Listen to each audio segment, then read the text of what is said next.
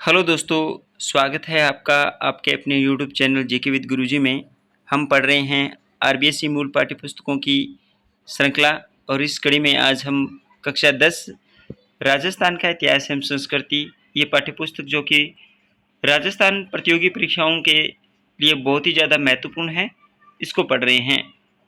इससे पहले अगर आप विजिट कर रहे हैं पहली बार चैनल पर तो आपको बताना चाहूँगा कि अब तक हमने इस प्लेटफॉर्म के माध्यम से कक्षा 6, 7, 8 और 9 का लाइन टू लाइन अध्यायवार अध्ययन कर लिया है। उनके जितने भी अध्याय बनते हैं उनको हमने लाइन टू लाइन पढ़ा है। आप भी हमारे साथ इस मुहिम से जुड़ सकते हैं। प्लेलिस्ट बनी हुई है, पीछे जाके देख सकते हैं।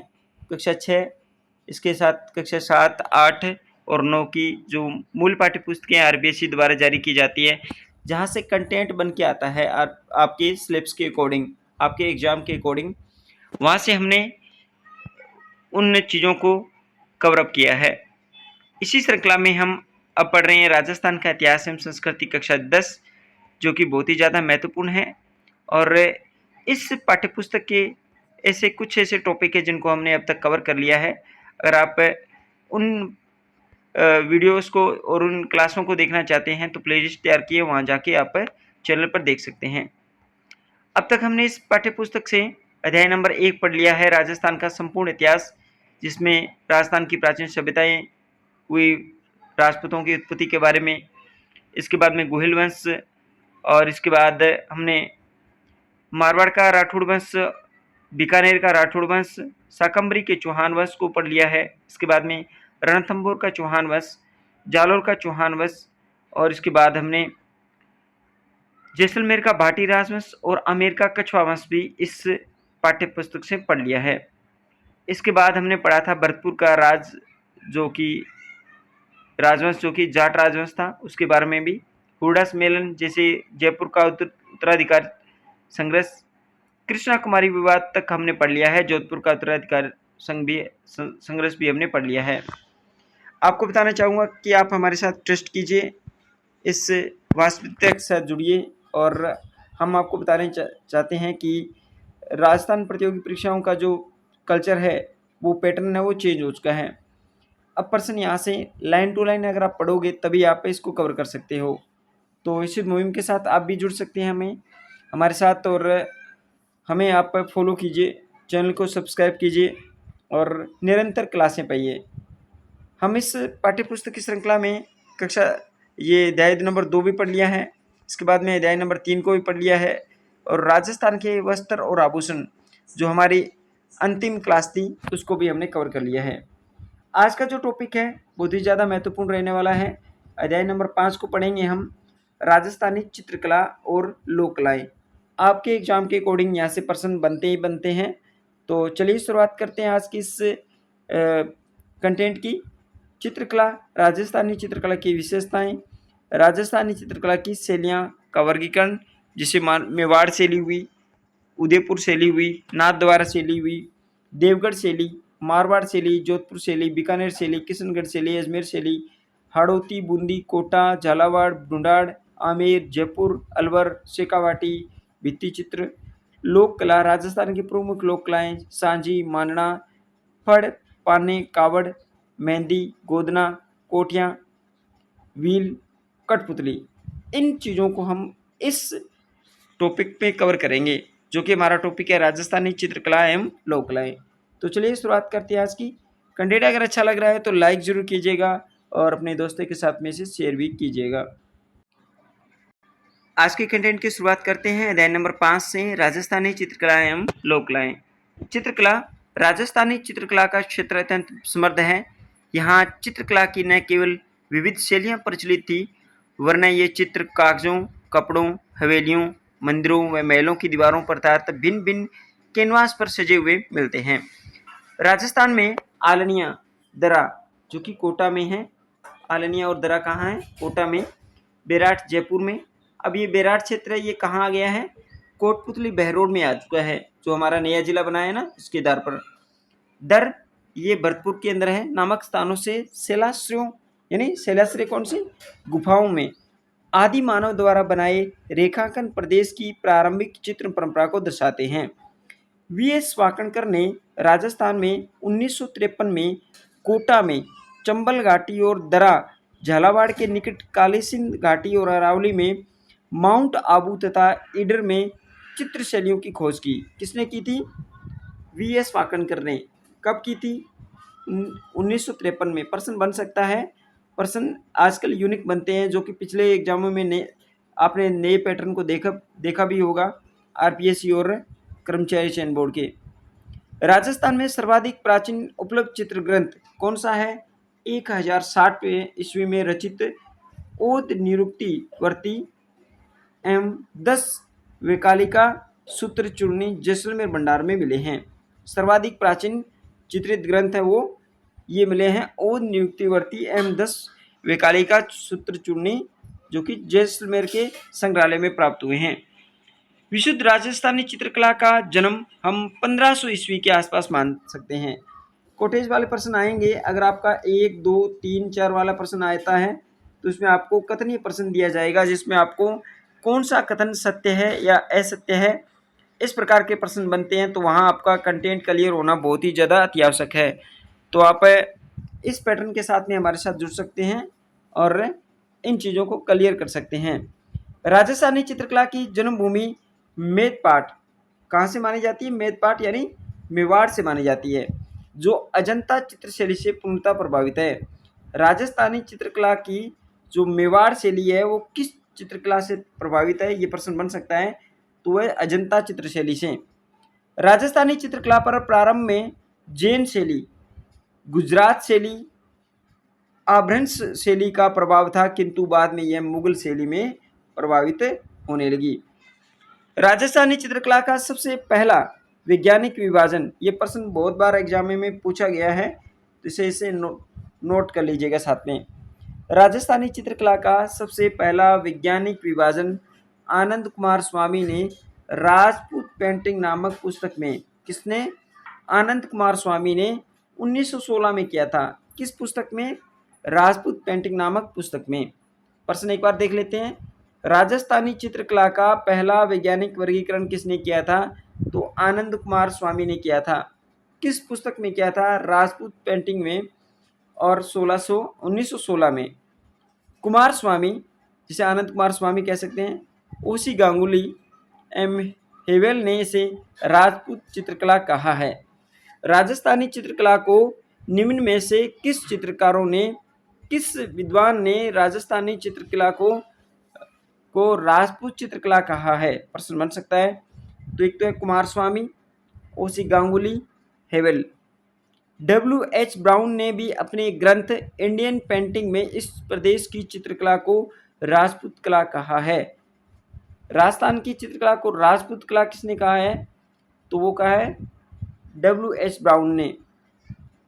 राय कृष्णदास ने इन मतों का खंडन कर इसे राजस्थानी चित्रकला नाम दिया। राजस्थान की चित्रकला की विभिन्न शैलियों पर अनेकों विद्वानों ने पुस्तकें प्रकाशित कर उनके प्रारूप को स्थापित करने में सहयोग दिया है, जिसमें मेवाड़ पर सर्वपल्ली डॉक्टर मोतीचंद्र, श्रीधर अंधारे, डॉक्टर R.K. वशिष्ठ और किशनगढ़ पर श्री एरिक डिक्सन और डॉक्टर फयाज अली, बूंदी कोटा पर सर्वपल्ली प्रमोद चंद्र, W.G. आर्चर और महाराजा ब्रजेंद्र सिंह कोटा के नाम प्रमुख है। तो ये प्रश्न ये बहुत ज़्यादा महत्वपूर्ण है, ये लाइनें, इसे आप बढ़िया तरीके से देख लीजिएगा। इसके बाद पढ़ते हैं राजस्थानी चित्रकला की प्रमुख विशेषताएं। क्या क्या विशेषताएं हैं? लोक जीवन से जुड़ाव है, भाव प्रवणता, विषय वस्तु की विविधता, विभिन्न रंगों का संयोजन, प्राकृतिक परिवेश, देश काल से अनुरूपता आदि विशेषताओं के आधार पर राजस्थानी चित्रकला की विशिष्ट पहचान है।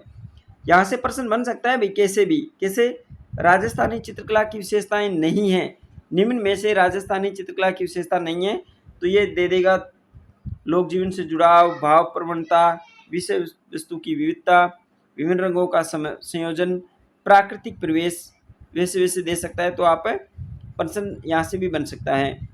धार्मिक और सांस्कृतिक स्थलों की चित्रकला में लोक जीवन की भावनाओं की बहुलता भक्ति और श्रृंगार का सजीव चित्रण और चटकीले व चमकदार रंगों का संयोजन विशेष रूप से दिखाई देता है। राजस्थान की चित्रकला यहाँ के महलों, किलों, मंदिरों और हवेलियों में दिखाई दे सकती है। राजस्थानी चित्रकला की सर्वाधिक प्रतिपुष्टि कहाँ होती है? महलों में, किलों में, मंदिरों में और हवेलियों में।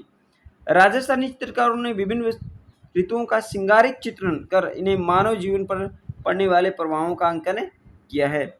प्राकृतिक सौंदर्य के साथ साथ नारी सौंदर्य का सजीव चित्रण राजस्थानी चित्रकला को एक अलग पहचान देता है। और छठा इसका जो पॉइंट बनता है वो राजस्थानी चित्रकला राजा महाराजाओं, राजपुत्रों और सामंतों के संरक्षण में फूली और फली है। राजस्थान चित्रकला की शैलियाँ। अब देखिए ये जो सेशन रहने वाला है बहुत ज़्यादा महत्वपूर्ण है। यहाँ से प्रश्न कैसे बनते हैं? तो राजस्थानी चित्रकला की शैलियों को भौगोलिक और सांस्कृतिक आधार पर कितने भागों में बांटा गया है? 4 प्रमुख भागों में। याद रखना, प्रश्न सीधा बन सकता है। राजस्थानी चित्रकला की शैलियों को भौगोलिक व सांस्कृतिक दृष्टि से कितने भागों में बांटा गया है? तो 4 वर्गों में। कौन कौन से? मेवाड़ शैली, मारवाड़ शैली, हाड़ौती शैली और ढूंढाड़ शैली। ये 4 इसके प्रमुख वर्ग बनते हैं राजस्थानी चित्रकला से संबंधित। अब पढ़ते हैं पहली शैली जो बनती है वो मेवाड़ शैली। मेवाड़ शैली में चावड़ शैली, उदयपुर शैली, नाथद्वारा शैली, देवगढ़ उपशैली। याद रखना, देवगढ़ उपशैली बहुत बार प्रश्न बना है कि देवगढ़ उपशैली किस चित्रकला की उपशैली है? तो वह मेवाड़ शैली की। मेवाड़ शैली की जो उपशैली है वो देवगढ़ शैली है। सावर उपशैली किस चित्रकला की शैली है? तो मेवाड़ शैली की। शाहपुरा उपशैली और बनेड़ा, बागोर, बेंगू, केलवा आदि ठिकानों की कला ये किसकी है? मेवाड़ शैली से संबंधित है। तो एक एक शब्द यहाँ से महत्वपूर्ण रहने वाला है आपके एग्जाम के अकॉर्डिंग। मेवाड़ शैली को दोबारा पढ़ते हैं। चावड़ शैली इसकी शैली है, उदयपुर शैली, नाथद्वारा शैली, ये तो इसकी शैलियाँ हैं। मेवाड़ शैली की जो प्रमुख शैलियाँ हैं उसमें से चावड़ शैली, उदयपुर शैली, नाथद्वारा शैली। लेकिन जो देवगढ़ से उपशैली है और सावर उपशैली, शाहपुरा उपशैली और बनेड़ा, बागोर, बेंगू, केलवा ये ठिकानों की कला है, ये किस शैली से संबंधित है? मेवाड़ शैली से। तो शायद याद हो गया होगा मेवाड़ शैली के बारे में। अब मारवाड़ शैली को पढ़ते हैं। मारवाड़ शैली में क्या है? जोधपुर शैली, बीकानेर शैली, किशनगढ़ शैली, इसके बाद अजमेर शैली, नागौर शैली, सिरोही शैली, जैसलमेरी शैली और गाणेराव, रियाँ, बिणाई, जूनिया ये आदि ठिकाने। प्रश्न सीधा बनेगा, गाणेराव, जूनिया, बिणाई और रियाँ ये ठिकाने किस चित्रकला शैली से संबंधित है? तो ये ठिकाने मारवाड़ शैली से संबंधित हैं। जोधपुर शैली, बीकानेर शैली, किशनगढ़ शैली। याद रखना, किशनगढ़ शैली भी मारवाड़ शैली की एक शैली है। नागौर शैली, सिरोही शैली, जैसलमेर शैली ये सभी भी मारवाड़ की शैली है और इसमें गाणेराव, रियाँ, बिनाय, जूनिया आदि ठिकाने वो मारवाड़ शैली से संबंधित हैं। अब पढ़ते हैं हाड़ौती शैली के बारे में। हाड़ौती शैली बूंदी शैली, कोटा शैली और इसकी हाड़ौती शैली की एक ही उपशैली है, वो कौन सी है? झालावाड़ उपशैली। याद रखना, झालावाड़ उपशैली राजस्थान की किस चित्रकला शैली की उपशैली है? झालावाड़ उपशैली राजस्थान की हाड़ौती शैली की उपशैली है। झालावाड़ शैली बूंदी, कोटा, बूंदी, बारा, झालावाड़ आता है ना, इससे कोटेज बनता है हाड़ौती क्षेत्र। तो इसी आधार पर झालावाड़ शैली भी जो उपशैली है वो भी हाड़ौती की उपशैली है। अब पढ़ते हैं ढूंढाड़ शैली के बारे में। ढूंढाड़ आमेर शैली, जयपुर शैली, शेखावाटी शैली, अलवर शैली और उनियारा उपशैली। याद रखना, उनियारा उपशैली किस चित्रकला की शैली है? तो ढूंढाड़ चित्रकला की। जिलाय, इसरदा, शाहपुरा, सामोद आदि ठिकाने किस चित्रकला से संबंधित है? तो ढूंढाड़ चित्रकला शैली से संबंधित है। तो एक बार पुनः पढ़ लेते हैं। 4 भागों में बांटा है, मेवाड़ शैली में, मारवाड़ शैली में, हाड़ौती शैली में, ढूंढाड़ शैली में। इसके बाद बात करें तो ठिकानों की बात करें तो बनेड़ा, बागोर, बेंगू, केलवा ये सभी ठिकाने मेवाड़ शैली से संबंधित है। गाणेराव, रियाँ, बिणाई, जूनिया आदि ठिकाने मारवाड़ शैली से हैं। और बात करें तो इसकी जो उपशैली है मेवाड़ शैली की, वो देवगढ़ उपशैली है, सावर उपशैली है, शाहपुरा उपशैली है। ये 3 इसकी उपशैलियाँ हैं। झालावाड़ उपशैली हाड़ौती शैली की है और इसके बाद में उनियारा उपशैली है, वो किसकी है, मोस्ट इंपॉर्टेंट है, उनियारा उपशैली ढूंढाड़ शैली की उपशैली है। तो ये थी शैलियों के बारे में। आज के लिए हम इतना ही पढ़ेंगे, कल से हम इसको मेवाड़ शैली से प्रत्येक शैली को पढ़ते चलेंगे। तो आपको ये जो सेशन है कैसा लगा, आप प्रतिक्रिया दे सकते हैं अपने कमेंट सेक्शन के माध्यम से, और हमें रिव्यू दीजिए ताकि हम आपके साथ इस तरह के नवाचार के साथ में जुड़े रहें। और आप हमें सुझाव भी आपके लिए जो आमंत्रित रहेंगे कि आप सुझाव हमें दीजिए कि हमें और क्या नवाचार करना चाहिए, किस प्रकार की शैली से पढ़ाना चाहिए, जो हमारी पढ़ाने की शैली है वो आपको कैसी लग रही है, ये भी आप बता सकते हैं। तो आप हमारे साथ बने रहिए, एक नवाचार और लेके आ रहे हैं हम, उनके साथ भी हम बढ़िया तरीके से आपको बढ़िया कंटेंट पहुंचाने का प्रयास करेंगे। तो आज के लिए इतना ही, मिलते हैं कल नेक्स्ट वीडियो में नई जानकारी, नई ऊर्जा, नई जोश के साथ। तब तक के लिए धन्यवाद। जय हिंद।